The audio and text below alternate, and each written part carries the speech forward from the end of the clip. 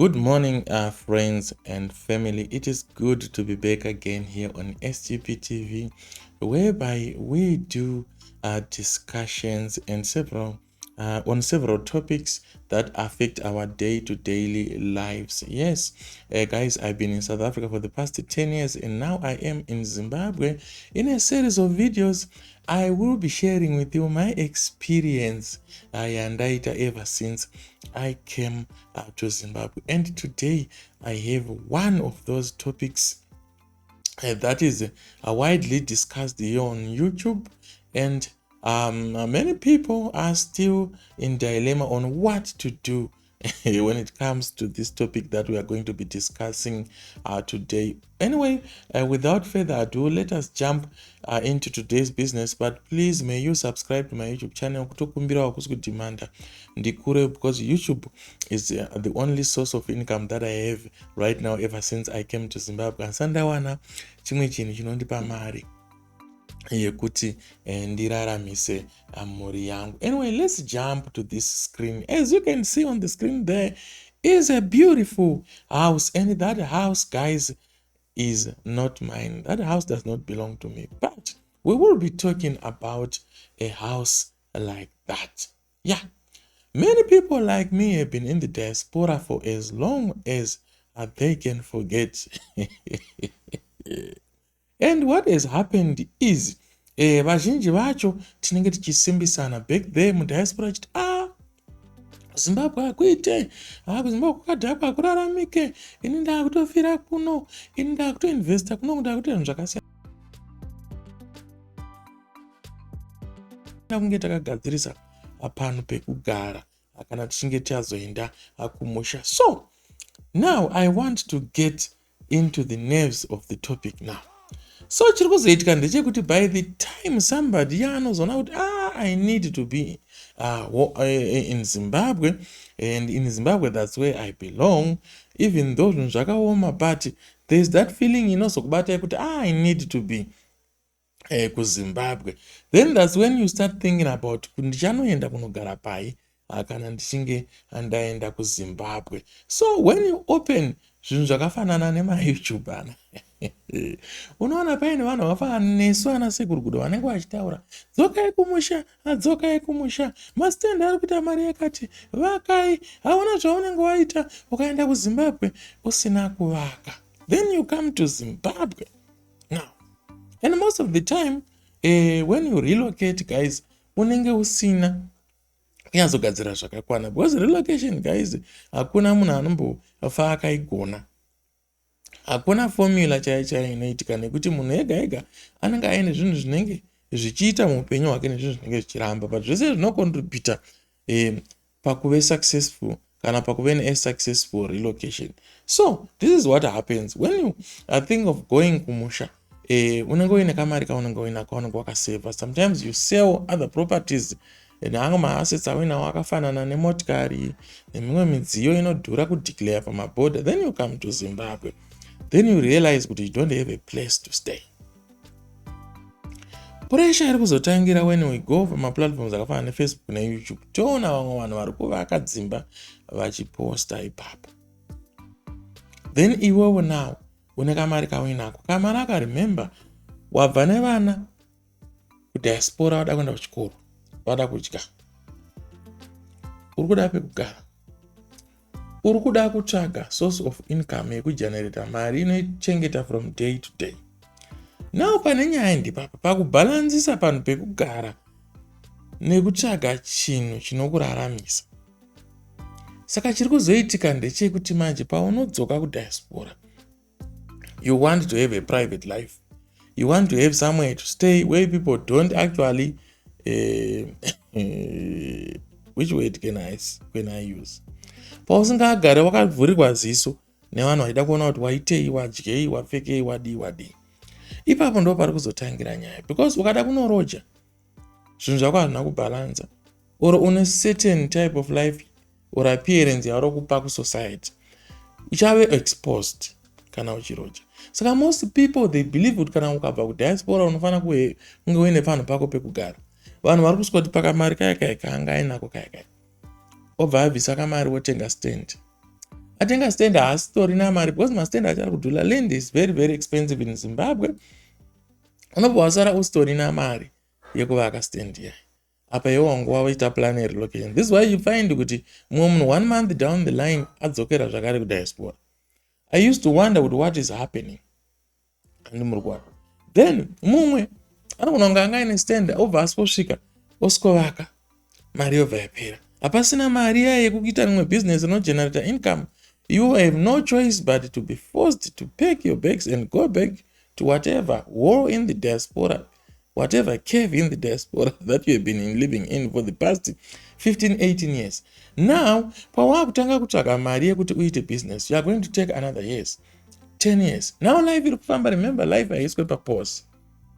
Saka you find out kuti chinhu chiri kuitika ndechekuti tiri kupiwa pressure. There's this pressure, I don't know if it's necessary or unnecessary. Yevanhu vari kuvaka dzimba vachiposta on social media. Saka iwewe manje, you need to know kuti for you to be successful in Zimbabwe, you need to have a source of income. And that source of income, unenge uchitoda capital to start a business. Unokupa source of income. Now the capital is gone.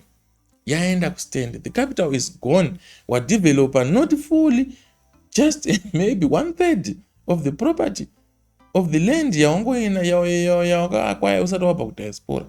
Saka vanhu vakaona tiri kufira ipapo pakuti mari yatinenge tinayo. And I can tell you, to most people, we don't have mari ane vamwani. Because when you see somebody aine imba yakafanana neiyoyi, vanhu vakafanana Kevin Biriot vakamira ipapo vachiti akabva kudiaspora akavaka imba yake, akabva kudiaspora akavaka imba yake. You don't even know what they were doing in the diaspora. And where you were a low income citizen or wherever, migrant, now you want to compete, you want to put yourself in the shoes of those people. It's not going to happen. You see, go to Njirume, akamira nemumwe munhu who is successful. You don't even know the struggle. You don't even know their source of income pangwa diaspora. Then you want to compete with those people. Even uri kuvaka kastand chakana 2 rooms. 1 room, guys, is expensive to build in Zimbabwe. 2 rooms, let alone. Uri kuda kuisa wamatayawo zangu ajaira uri diaspora. It's going to be difficult. Saka, learning from experience, looking at myself. When I came here, luckily the house was already there, my parents' house. But still, it was difficult for me to do my renovations. It was expensive, and I ended up using all the money that I had. But there's the other side that other people, and most people are not talking about, YouTubers are not talking about. It is very, very important to kupota uchiuya kumusha in between. And I spent 10 years in the diaspora in South Africa. I never came back home. Saka I never got to see zvimwe zvandakwanisa kutoita ndichiri kudiaspora ndisandau yakunoko. I couldn't do all, but I couldn't do some. I could do some. Saka now zvakuti ndikuti iwo, you're not coming here. Usikuona pana mabura adakuvharwa. Then when you come, urakubva waita zvese at the same time. My guy, my brother, my auntie, my sister, my uncle, is going to be difficult. All the money is going to go away. And you are going to be on zero. Saka pota uchiuya, unopota uchiona utunhu, unopota uchitogadzira. Padiki, mbichana. Unove a purpose of being, living and working in the diaspora. If you are not coming back, if you have spent more than 5 years without coming back to Zimbabwe, you don't have a purpose. You have lost the purpose. You have lost the compass of where exactly you are going or where you need to go. Saka kupota uchiuya kunoita kuti unge uine heads up, unge uchiziva zvinhu zvauri kufanira kuita, and what you need to work on, and how much. Even by my business, you know to charge you to money on this deal is going to cover this. Now you don't have a purpose. You're just working, you get money, you drink the money. Even if you don't drink money, just keep the money. The money loses value. The money of my families are not. Then paunozopiwa pressure yekuuya pacho unongosangana choice unogona kutyoka makumbo diaspora. Unogona kufirwa nemumwe munhu diaspora. Wauya kuno wotuna kuti hazvichaite kuti udzokere. Now you are on zero. Saka potai muchiuya. The other thing is, Pane zvinhu zvakakura zvaunofana kuita as munhu ari kudiaspora. I don't know if you are still in the diaspora or you came already. Zvinhu izvozvo hazvitizike ende zvinhu izvozvo zvikuita kuti patinouya kuZimbabwe tichasikotangira kuti pazero ende mari yese iri kusingopera. Magetsi kuZimbabwe hasi reliable. You need to have a solar system, and a good solar system starts from $1,500 and above. I've been living in South Africa. I know I had a lot of friends, workmates and stuff. They were not earning money. They can save 1,500 and put a solar system. So imagine setting aside $1,500. Washing up a ground. You want to call my installers. After that, udakutenga stand or develop a stand. Part time, and the painful part of it is part time. Yaunongo uchivaka imba yakafana iyi. Hauna any source of income. Hauna any mari kupinda. You are just spending, giving my builder, giving my hardware. You are just pumping out money. Then you realize you haven't been generating any income. Now you want to start generating income. You want to start a project. Now you don't have money. I know there are a few people, thousands, 60,000, 45,000 who watch my YouTube channel, but it's not all of us who have those amounts of money. At it is. I can tell you, in I was living better. I don't want to say, Akudala, this is not pride, this is not being whatever. But I just want to tell you, my life was much better than 80%, if not 95% of my friends, people who were in my cycle. And right now in Zimbabwe, what about those people who were earning below me, who were living a lifestyle that is below me? When they are faced with a situation like I am right now, how are they going to navigate? What could I say?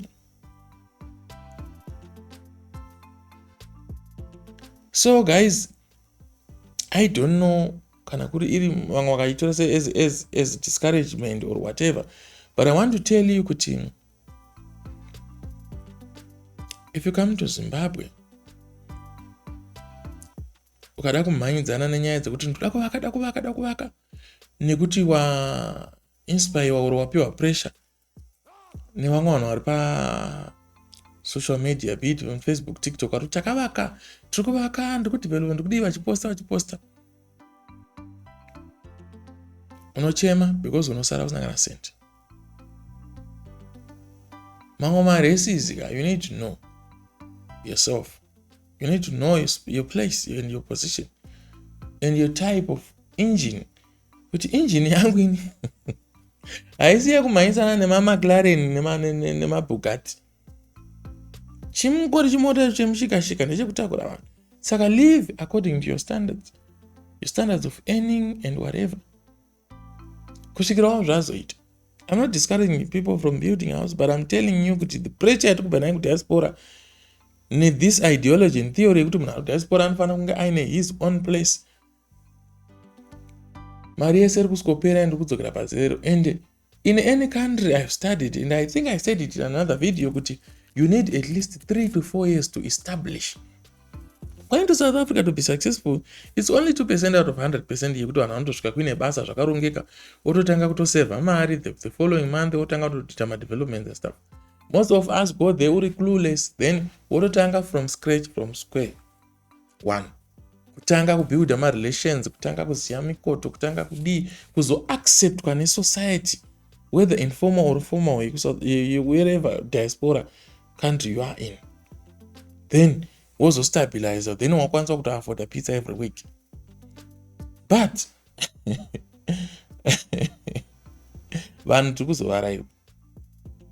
And we don't know kuti even if we come to Zimbabwe, we also need those 3 years and 4 years to establish. Imagine you have been in the diaspora for the longest time, and my friends are akafa. I gonna open my connections. They passed on a long time ago. Bangwe, they are very sick, bangwe, they migrated.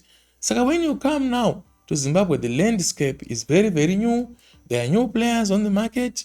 You have to re-establish again. You have to to start again from scratch. Saka, you are going to need a certain period of time for you to establish and be accepted into the society yako now Zimbabwe. Saka, that's where the problem is. You see? So, guys, this is what is happening. So you have to be careful pakuziva when to spend money and where to spend money.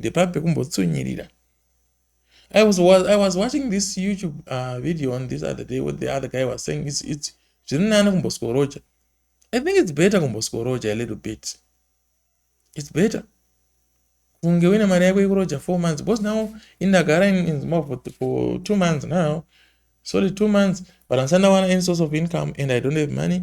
I used all the money to develop myself. Saka, I'm that type of person who won't pick up my bag again. I could to South Africa.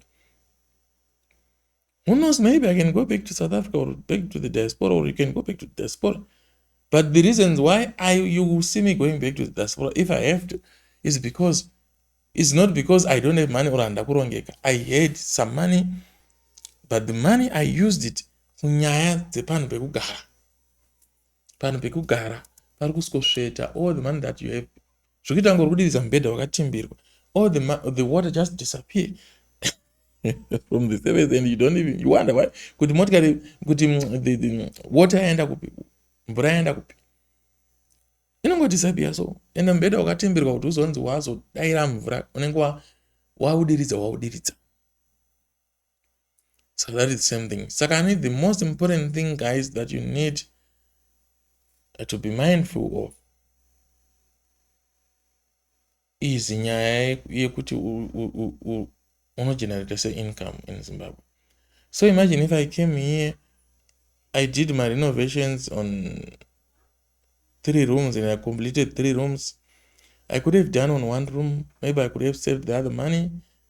But the 1 room that if it was this studio, then they can enter in a good studio, but my kids vachifema mweya unopinda dust unopinda beam filling. So maybe I could have saved some money, then I could have been started doing something with that money. But now I'm looking into options or to sell some of my equipment. I have no choice. And then andifara kukwereta vanhu handizvifarire zvekukumbira vanhu mari dzavo because I understand mari inonetsa kuwana and people vanenge vane maplans avo. So I have no choice but to revisit my inventory, look at the other gear that I may not be using in the near future. I don't know. Then sell 1 or 2 things, then maybe I can start from there. That is the only choice that I have. I'll make another video after this one, guys, where I will be giving you a tip or a secret that can help you, especially when you are faced with a situation like Yandirine, because right now I'm faced with a situation and I think I have a solution, and there's only one solution that I have right now. So I'm making another video after this. So guys, watch out for the next video. Don't forget to subscribe, like our channel. Guys, I'm trying to make this content because I've noticed kuti vanhu vazhinji vanoona content yangu, they are 34 years and above, and these people are now adults. Vanodawo zvinhu zvine musoro, vanoda zvinhu zviri relatable. So guys, thank you so much for supporting me. I can see every time I make my videos, I get a lot of support, I get a lot of subscribers, my likes and my comments. It means this type of content is relatable. So thank you so much for engaging. Please, I'm only depending on YouTube right now. Please help me by visiting my channel almost every day and just review 1 minute, 2 minutes, then you go and do your other stuff. It's supporting. One day things will be balanced and I will not need that much of your attention. But for now, I really need your help and your support, guys. Thank you so much. My name is SGP. Watch out for the next video. Yandrugupa a tip. One of the tricks yandakashandisa yandikufungidzira rinogona kundibatsira right now in the situation and right now. Thank you so much.